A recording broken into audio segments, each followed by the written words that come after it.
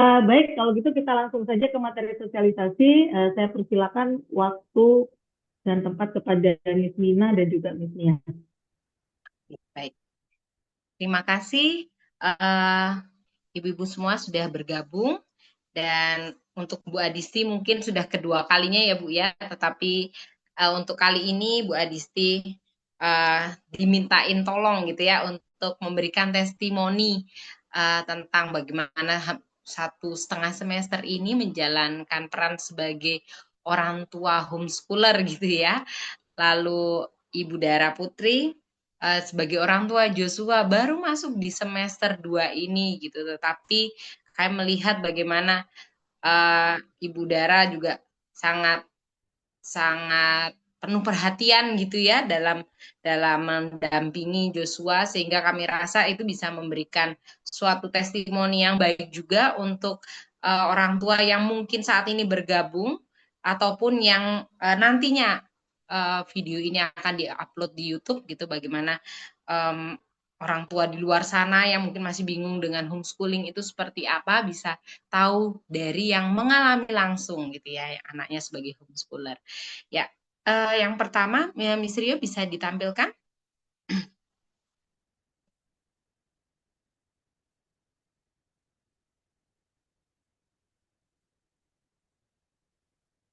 Oke,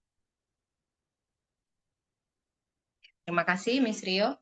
Ya, jadi homeschooling smart saya mau ceritakan secara singkat saja. Homeschooling smart ini punya siapa gitu ya dan berdiri kapan gitu ya. Jadi secara singkat, homeschooling smart ini ada di bawah naungan Persekutuan Doa Interdenominasi Family Blessing. Jadi Persekutuan Doa Family Blessing ini tersebar di beberapa kota dan pulau di Indonesia maupun ada beberapa di luar negeri.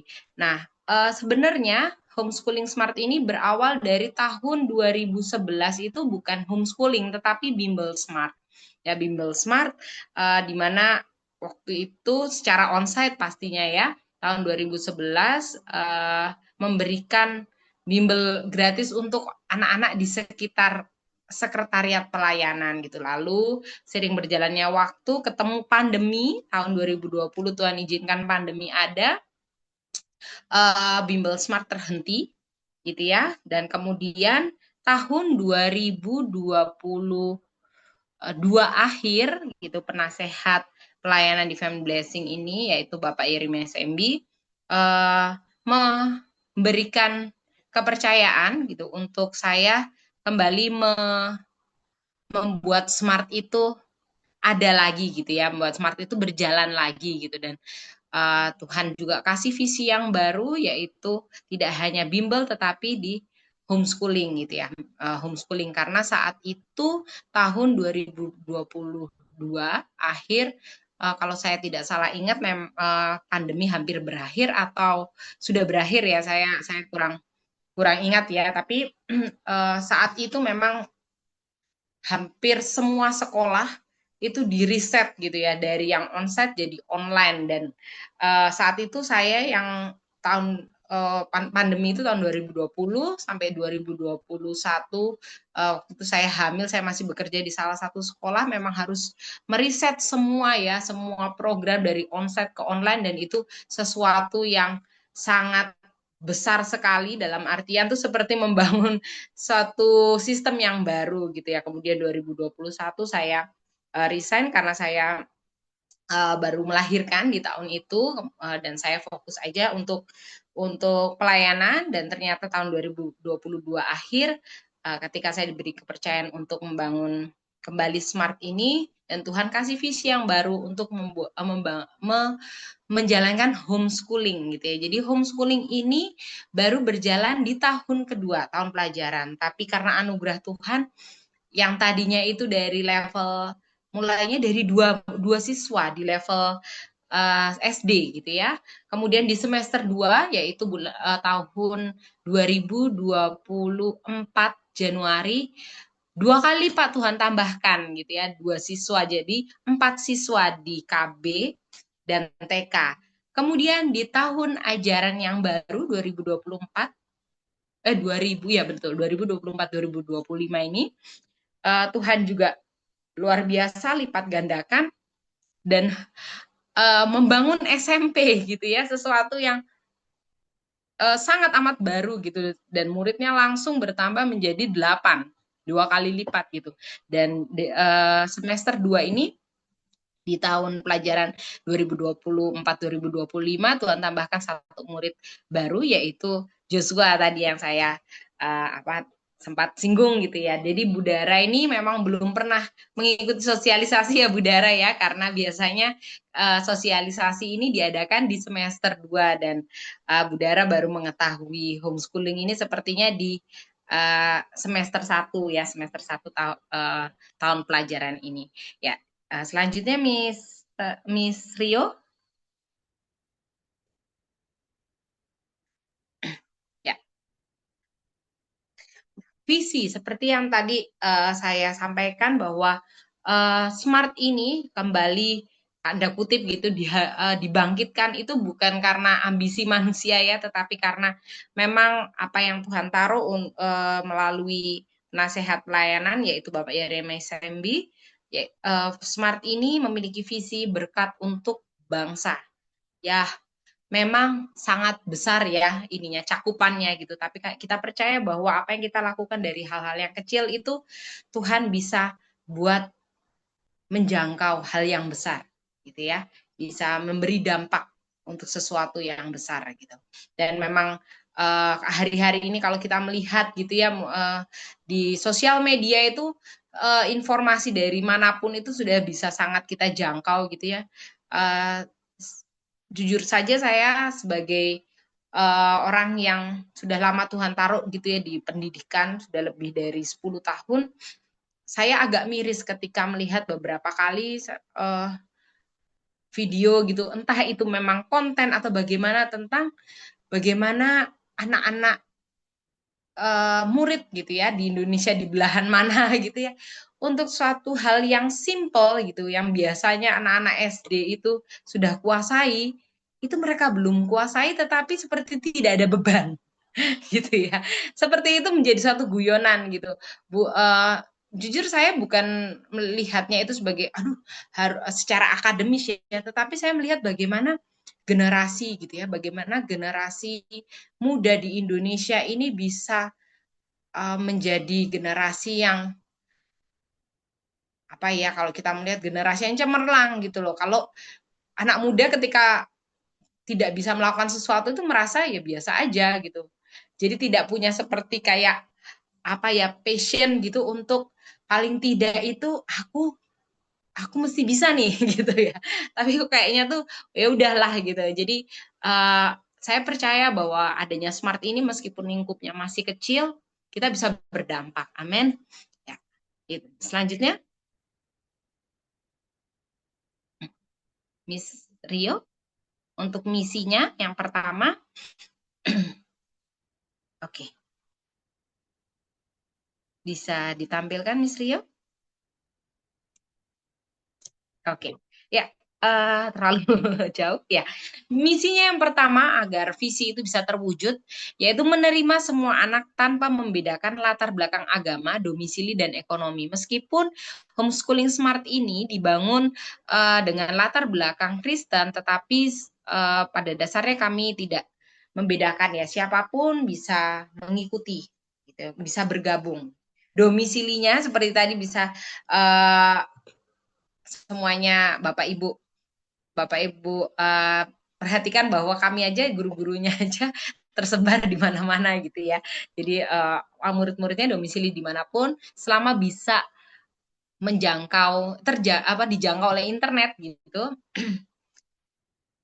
bisa mengikuti gitu ya, bisa bergabung di homeschooling smart ini. Dan latar belakang ekonomi. Jadi misinya adalah di smart ini semuanya bisa belajar gitu ya. Misalnya nanti ada pembiayaan, yaitu memang judulnya pembiayaan, tetapi itu sangat discussable, sangat bisa dibicarakan gitu ya ketika berbicara tentang pembiayaan. Yang kedua, pembelajaran holistik. Pembelajaran holistik itu mencakup kognitif, kemandirian, sosial emosional, dan spiritual. gitu ya. Jadi misi kami tidak hanya berbicara tentang akademis gitu ya. Kalau mungkin banyak sekolah gitu kejar-kejaran sekolah reguler gitu ya, kejar-kejaran untuk mendapatkan ranking dengan indikator anak-anaknya melampaui KKM-nya 90% gitu. Tapi ada hal yang lebih penting menurut kami, bahwa manusia itu tidak hanya ditentukan oleh scoring gitu ya, scoring satu indikator gitu ya, tetapi dari keseluruhan kehidupannya. Yang ketiga, misinya adalah membangun karakter anak.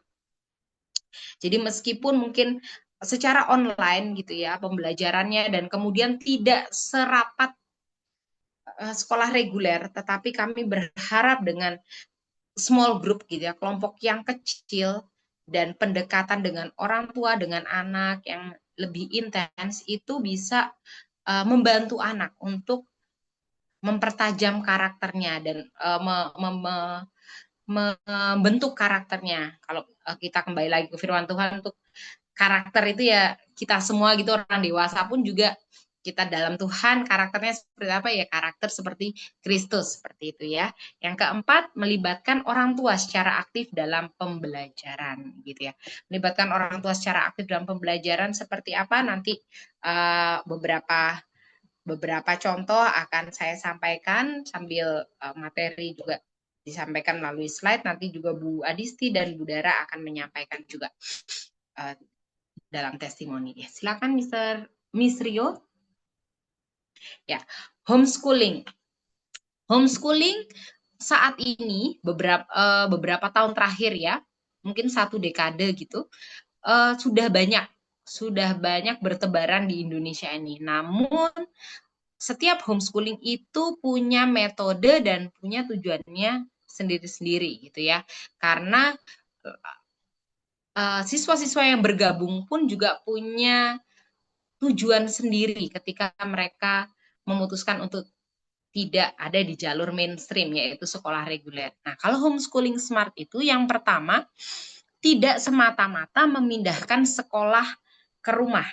Kalau nanti di dalam penjelasan kegiatan belajarnya itu ada 6 jam dalam seminggu untuk setiap anak mengikuti kelas, itu bukan hanya soal transfer ilmu, tetapi lebih kepada bagaimana ilmu yang sudah didapat anak-anak, interaksi yang terjadi antara guru dan siswa, dan kemudian orang tua dan siswa, ketika orang tua juga berinteraksi dengan guru, itu akan membuat homeschooling smart ini menjadi kompleks gitu ya. Tidak hanya transfer knowledge, oh sudah gurunya ngajar, anaknya mengerjakan tugas, sudah. Tidak. Tapi ada proses di dalamnya itu yang kami berharap itu bisa membuat anak-anak semakin berkembang.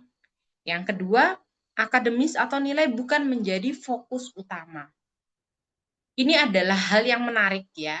Baru saja terjadi kemarin ketika saya mengajar kelas SMP.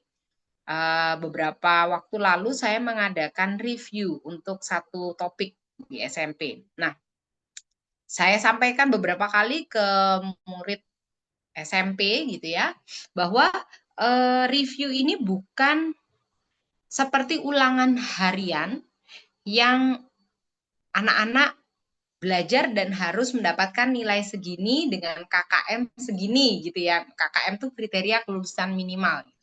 Tetapi review ini, Miss dan Mister di Homeschooling Smart ingin mengetahui seberapa kalian paham dengan materi yang kami ajarkan. Sehingga kami tahu ketika ada dari pertanyaan yang kami berikan di review ini tidak bisa dijawab, itu karena apa nih? Karena kurang teliti atau karena kurang paham gitu. Lalu singkat cerita, ada salah satu murid saya kemarin ketika saya memberitahu nilainya gitu, nilainya cukup bagus di 79. Lalu saya bilang, ini kamu di pilihan ganda yang kurang tepat nomor ini dan ini. Lalu di esai, ini kamu kurang ini dan ini gitu. Nah hari ini kamu bisa membuka catatan kembali, tapi tidak boleh googling. Jadi hanya catatan yang sudah Miss kasih untuk kamu membaca dan menjawab pertanyaan untuk mengoreksi yang tadi Miss Nina sebutkan itu masih salah.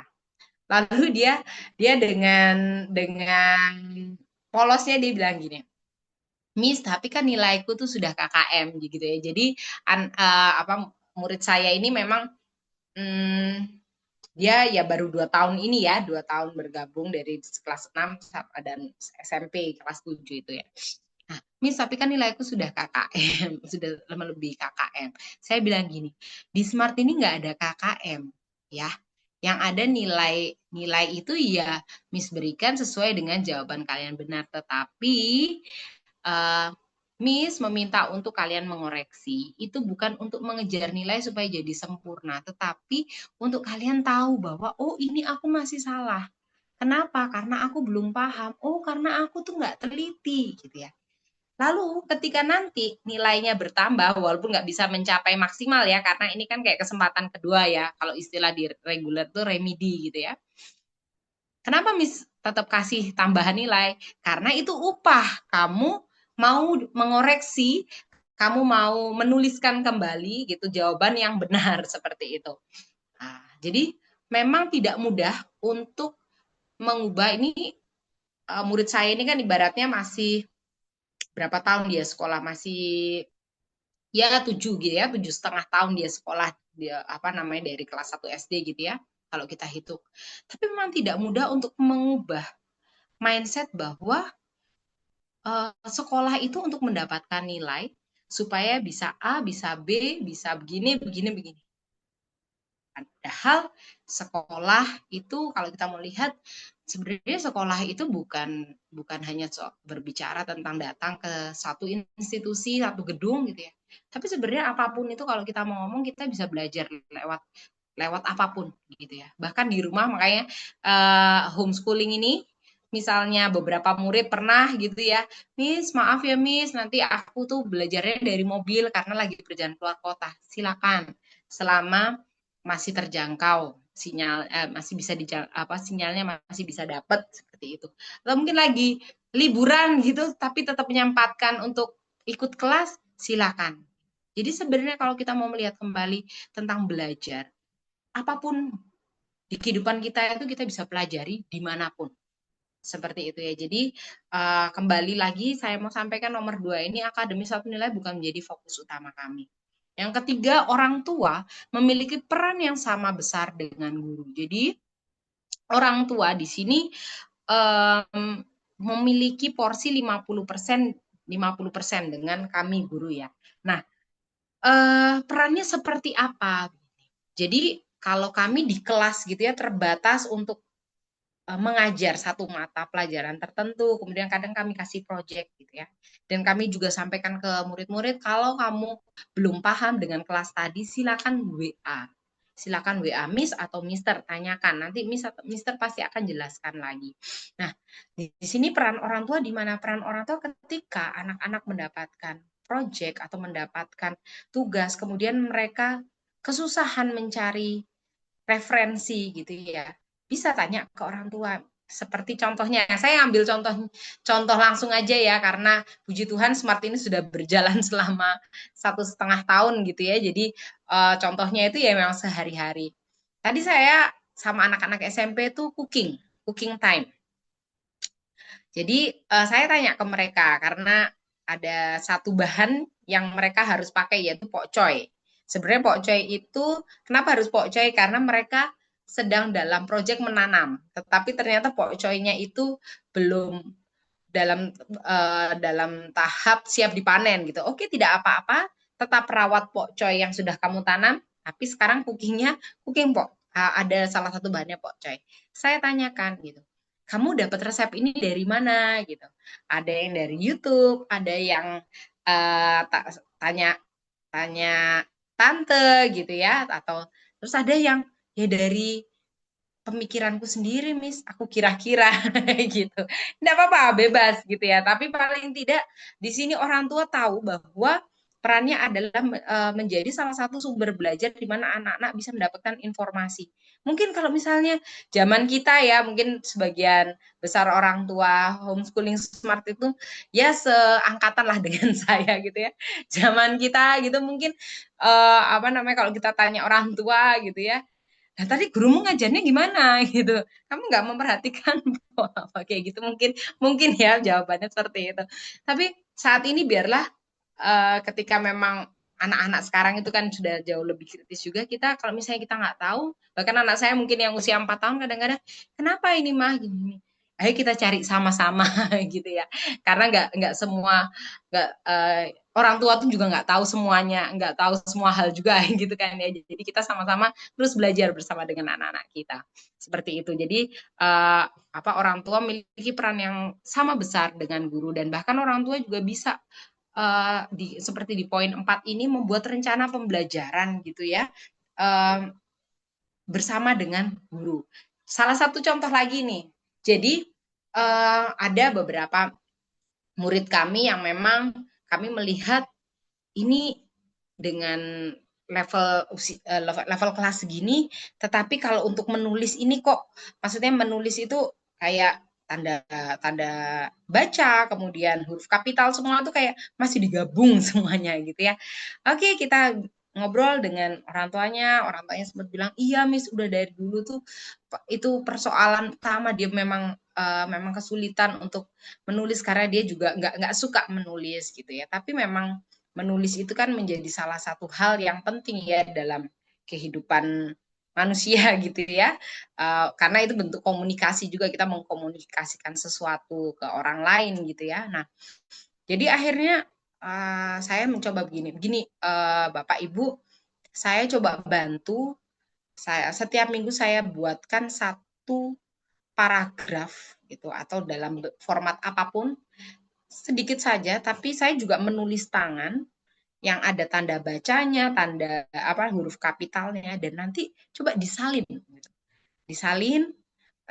Jadi ibu bapak saya minta tolong bantu aja untuk memastikan bahwa anaknya itu mengerjakan itu untuk latihan menulis. Ya, bukan suatu hukuman ya, tapi ini memang bukan hukuman gitu, tapi lebih kepada uh, membantu gitu ya, membantu untuk anak ini bisa mencapai titik optimalnya gitu ya, dalam hal ini menulis. Dan puji Tuhan, dua kali latihan gitu ada perkembangan gitu ya. Jadi kita tuh kalau dengan anak-anak gitu, kita harus menaruh dalam diri kita gitu ya, sebagai pengajar dan orang tua, bahwa progres yang kecil itu adalah satu progres gitu ya. Jangan kita taruh ekspektasi kita tuh kepada anak dan anak harus sampai di ekspektasi. Tapi kita melihat mereka tuh berproses gitu ya dalam belajarnya mereka. Ya, selanjutnya Miss Rio. Nah, untuk homeschooling smart, kurikulumnya seperti apa? Jadi, yang pertama, kurikulum homeschooling smart mengacu pada kurikulum nasional dengan modifikasi, yaitu untuk jenjang SD dan SMP. Kenapa saya bilang modifikasi? Karena kami melihat ada beberapa hal yang sepertinya terlalu panjang atau berulang gitu ya, berulang dan kurang efisien, lalu kami modifikasi dengan hal-hal yang baru ya. Berjalannya seperti itu selama ini gitu ya. Jadi sangat amat fleksibel gitu ya kurikulum nasional di homeschooling smart ini, karena kami juga tidak menargetkan seperti sekolah reguler satu semester bab ini sampai bab ini harus selesai, tidak, karena nanti saya akan masuk di poin yang ketiga gitu ya, kenapa tidak target seperti sekolah reguler harus selesai. Yang kedua, ini untuk KB dan TK, mengoptimalkan 5 area pembelajaran. Ya, bahasa, matematika, life skill, sensorial, motorik, dan pengetahuan umum. Jadi kalau usia KB, kelompok bermain dan TK ini kan memang usia di mana mereka harus dapat stimulasi dan diberi kesempatan eksplorasi yang sangat banyak gitu ya. Jadi kami memang tidak memakai kurikulum nasional, kami hanya mengoptimalkan 5 area ini, dan kembali ke yang tadi saya sebutkan di poin yang pertama, untuk semua jenjang di homeschooling smart itu menyesuaikan kondisi dan kebutuhan anak. Contohnya seperti ini. Misal saya punya murid gitu ya, punya murid di kelompok bermain, itu usianya sama-sama 4 tahun. Ya, jangankan anak yang kelompok bermain ya, yang SD dan SMP dengan usia yang sama pun mereka berbeda-beda gitu ya performance-nya gitu. Karena memang Tuhan juga kasih setiap anak itu kan punya keunikan sendiri-sendiri, punya talenta yang Tuhan kasih sendiri-sendiri. Nah, lalu saya setiap hari ketika menyusun gitu ya, hari ini mau aktivitas apa dengan murid-murid saya yang kelompok bermain. Karena mereka baru sebenarnya usia TK ya, tapi mereka baru ulang tahun, jadi untuk semester 2 ini masih masuk kelompok bermain ya. Jadi saya sesuaikan dengan kemampuan mereka gitu ya. Jadi yang A dan B itu rencana pembelajarannya itu berbeda setiap harinya gitu. Karena mereka performance-nya memang berbeda-beda. Jadi saya nggak ngomong performance berbeda itu mana yang lebih, mana yang kurang. Tapi memang mereka sama-sama berkembang, tetapi di area yang lain-lain. Dan di situ memang tantangannya adalah ya sebanyak, kalau di KB dan TK sebanyak berapa muridnya, ya pembelajarannya berbeda-beda gitu ya. Runningnya bagaimana gitu ya.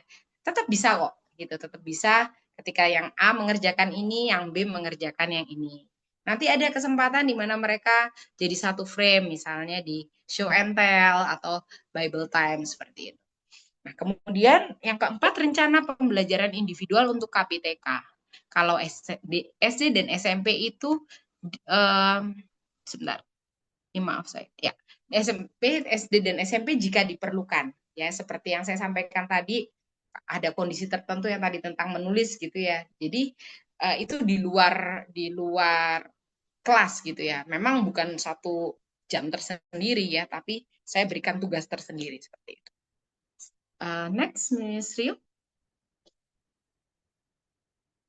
Kegiatan belajar mengajar ada onsite atau online gitu ya. Onsite itu yang memang tinggalnya itu di area tempat kami itu di Kalasan, Sleman, DIY. Atau online. Jadi online ini tidak terbatas ya dimanapun ya. Dari jenjang KB, TK, SD, sampai SMP. Kenapa Miss tidak membuat SMA begini Bapak Ibu? Jadi kalau kita melihat memang kalau di reguler itu SMA itu tidak hanya jenjang setelah SMP, tidak hanya SMA, tapi ada SMK juga ya. Jadi sempat saya sampaikan waktu ke kelas 7, kenapa Smart tidak ada SMA gitu ya. Karena kalian nanti setelah SMP kalian bisa ngobrol gitu sama orang tua kalian. Misalnya memang kalian tertarik masuknya SMK, silakan gitu ya. Dan memang kalau SMK memang tidak ada gitu ya di homeschooling gitu kan ya. Karena homeschooling itu biasanya setara dengan SMA gitu, SMA saja seperti itu. Jadi kami memang berkomitmen hanya sampai SMP. Tetapi kami dari SMP kami mengarahkan ke anak-anak, kalian kalau misalnya sudah tertarik pada satu hal gitu ya, nggak usah ikut-ikutan teman untuk yang temanku banyak yang masuk SMA. Kalau kalian memang mau fokus di satu bidang dan memang Tuhan taruh di situ untuk kalian tekuni, nggak apa-apa masuk SMK seperti itu ya. Nah, kemudian kegiatan belajar baik onsite maupun online itu sama 6 jam per minggu. Yang mana jadwal ditentukan oleh guru dan tiap kelas maksimal 5 siswa. Ya, jadi kalau sekarang di kelas 7 itu yang paling banyak ya, yang satu angkatan 3 orang gitu. Kalau misalnya ada murid murid baru lagi di angkatan yang sama, ya maksimal hanya bisa menambahkan 2 orang. Ya, next, Miss Rio.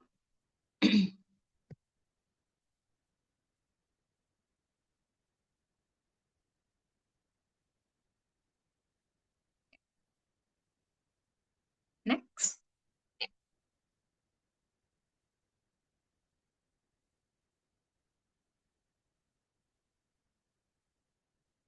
Ini ya, agak coba saya agak dari sini.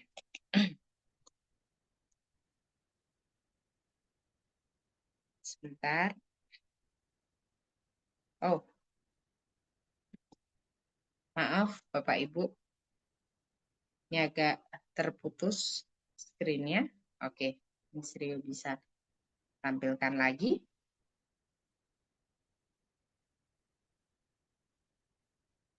Ya, oke. Nah, sekarang masuk ke dalam pembiayaan. Nah, pembiayaan ini subsidi silang. Yang pertama, artinya kalau misalnya Bapak Ibu ada kendala gitu ya, ada kendala dalam pembiayaan di rate yang sudah kami berikan, bisa didiskusikan dengan kami. Tapi kalau misalnya saya ada berkat lebih, ingin di uang pangkalnya ini saya tambahkan gitu, silahkan seperti itu. Jadi itu bukan suatu hal yang saklek gitu ya. Jadi makanya saya sebutnya subsidi silang saja. Yang kedua, uang pangkal. Nah, uang pangkal ini dibayarkan sekali selama menjadi siswa SMART. Ketika masuk KB 300.000 atau masuk di jenjang TK 500.000. Tapi kalau ngambilnya langsung terusan gitu ya, KB usia 3 langsung nanti ini sampai lulus TK di angka 700.000. Nah, kemudian untuk SD 6 tahun di angka 1 juta, tapi nanti kalau Mbak masuknya itu di tengah-tengah, misalnya kelas 2 atau kelas 3 atau kelas 4, 5 gitu, itu pro rata gitu ya. Jadi sesuai dengan saat anak itu masuk kelas berapa gitu. Ada detailnya lagi, nanti kalau misalnya Bapak Ibu mau, saya bisa berikan lewat WA. Kemudian yang SMP 3 tahun 1.500.000. Ini juga berlaku kalau misalnya masuknya di kelas 8 gitu atau kelas 9 juga pro rata. Next. Untuk pembiayaan yang ketiga, uang kegiatan. Nah, uang kegiatan ini untuk apa sih? Gitu. Untuk uang kegiatan ini adalah uang yang akan dihabiskan seluruhnya untuk keperluan siswa. Nah, kalau misalnya online yaitu kirim paket gitu ya, kirim paket dan yang di dalamnya ada material pembelajaran, kemudian kadang-kadang ada subsidi untuk outing, untuk cooking gitu, untuk gardening seperti itu. Jadi memang itu full dihabiskan untuk pembiayaan yang langsung dinikmati oleh anak seperti itu. Nah, ini dibayarkan setiap tahun pelajaran untuk KBTK 300.000, untuk SD 400.000, untuk SMP 500.000. Miss, ini kan 1 tahun pelajaran tuh ada 2 semester, boleh nggak dibayar satu per semester? Tidak apa-apa, ya. Nah, kemudian untuk SPP dibayarkannya setiap bulan. Jadi untuk jenjang KB 125.000, untuk TK 150.000, untuk SD 175.000, untuk SMP 225.000. Ya, untuk homeschooling ini, jadi saya sampaikan gitu bahwa tahun 2000, ini kan kita masuk tahun pelajaran 2025-2026. Nanti tahun 2026, bulan Juli gitu ya, untuk tahun pelajaran 2026-2027 ada sedikit penyesuaian gitu ya, penyesuaian dalam artian tuh kenaikan, tetapi memang kenaikannya tidak banyak gitu ya, selisihnya tidak banyak dari angka yang ini seperti itu. Mungkin sekitar 10-20% saja. Oke, baik. Selanjutnya Miss Rio.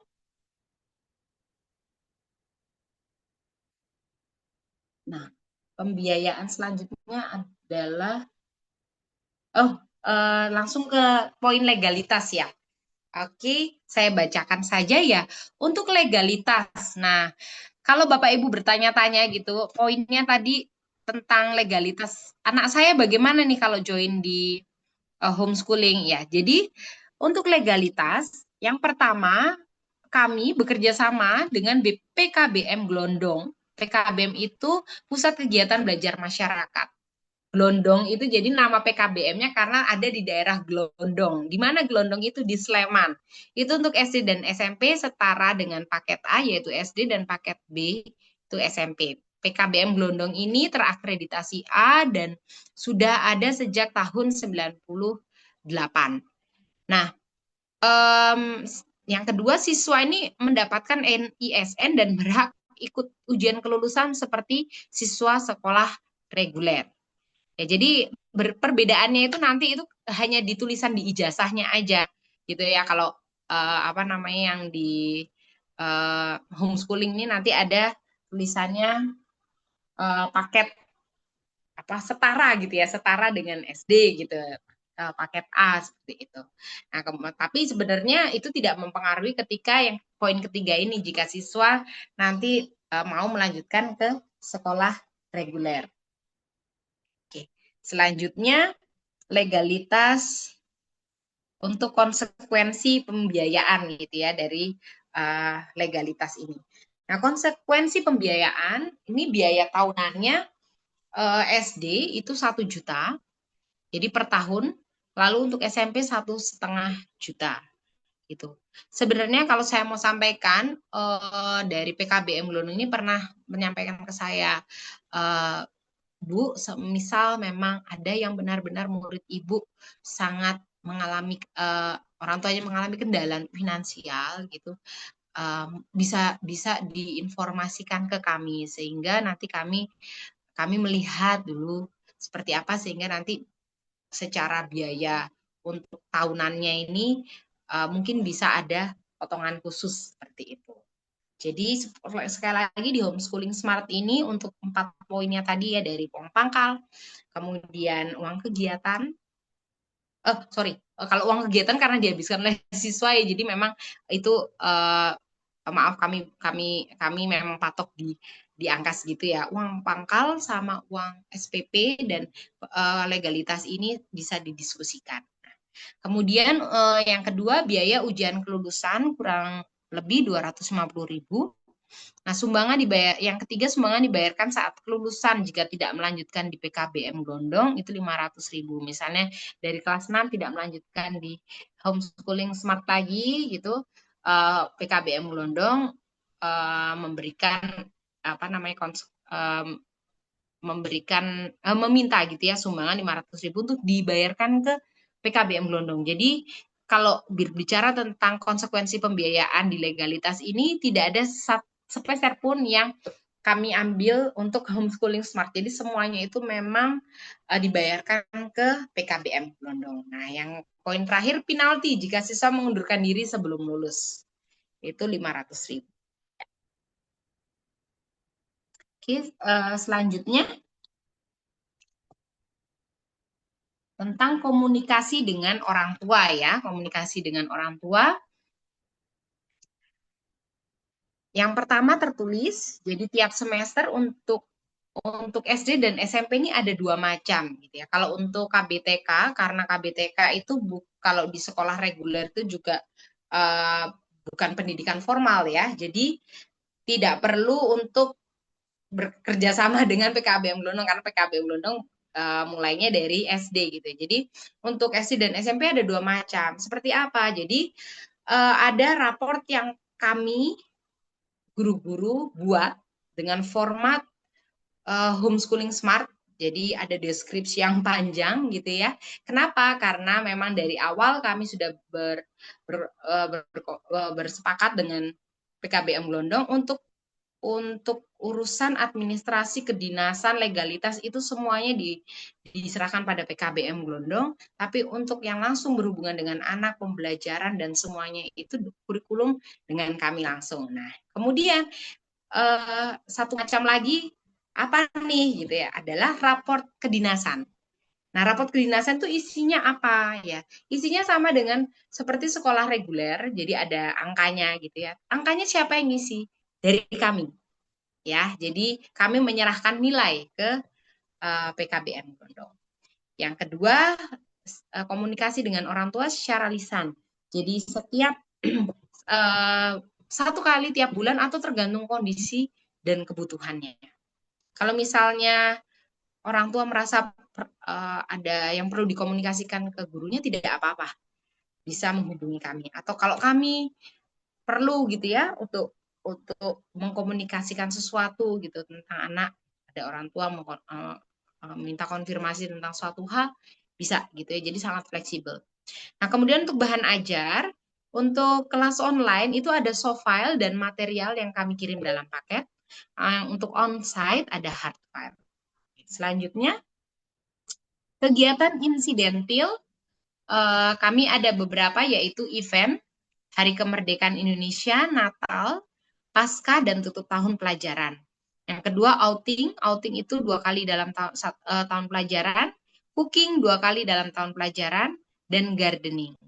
Karena gardening ini project ya, jadi 1 kali dalam tahun pelajaran.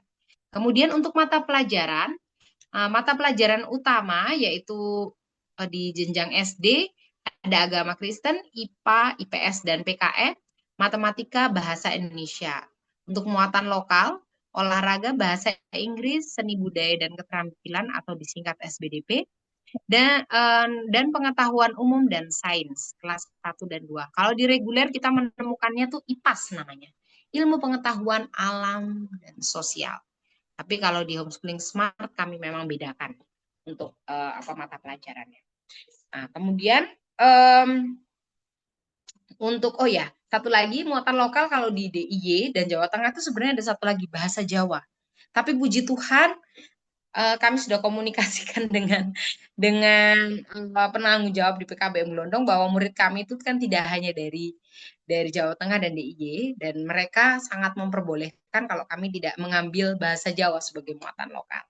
Selanjutnya, untuk peran orang tua, ya peran orang tua di sini yang pertama adalah menciptakan suasana belajar yang menyenangkan di rumah. Dalam hal ini mendukung belajar dengan menciptakan suasana dan lingkungan belajar yang kondusif dengan cara mengaplikasikan pelajaran dalam kehidupan sehari-hari. Salah satunya misalnya memang sangat terpaksa harus misalnya dalam perjalanan gitu ya ke luar kota di mobil, ya mungkin memang kurang nyaman gitu ya, tetapi baiklah anak-anak juga mereka belajar beradaptasi juga dan mereka belajar mempersiapkan apa yang mereka perlu bawa kalau mereka tidak belajar di rumah. Itu menjadi salah satu poin juga karena ternyata kami menemukan beberapa anak yang memang mobilitasnya cukup tinggi gitu ya. Tidak apa-apa, asalkan kamu juga bertanggung jawab dengan peranmu sebagai siswa, bawalah semua perlengkapan belajarmu seperti itu. Dan tentang mengaplikasikan pelajaran dalam kehidupan sehari-hari berhubungan dengan misinya tadi yaitu holistik ya. Tidak hanya secara akademis tapi kita kenapa sih harus belajar matematika? Coba ayo bantu mamah masak, ambil 10 bawang putih. Coba kita mau buat misalnya 10 bawang putih atau kita mau buat setengah resep nih. Mau buat kastengel gitu ya, setengah resep. Ini ada mentega nih kalau di resepnya misalnya 250 gram gitu. Berarti kalau setengahnya berapa gitu ya. Itu paling mudahnya aja kalau pengaplikasian pelajaran dalam kehidupan sehari-hari. Artinya anak-anak bisa sangat dilibatkan gitu dalam setiap kegiatan di rumah. Yang kedua, sumber belajar. Menjadi salah satu sumber belajar anak di rumah seperti yang saya sampaikan tadi. Lalu yang ketiga, bersama guru membuat rencana pembelajaran jika diperlukan.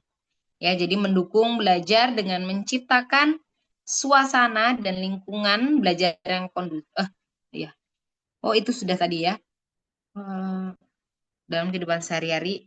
Oke. Yang keempat, mendampingi anak membuat portofolio di akhir semester, presentasi dan membuat rencana pencapaian di semester selanjutnya. Gitu ya. Jadi orang tua terlibat seperti yang saya sampaikan dari awal tadi, anak-anak bisa sangat mengakses referensi informasi apapun gitu lewat orang tuanya, sama-sama mencari gitu ya, sama-sama belajar seperti itu.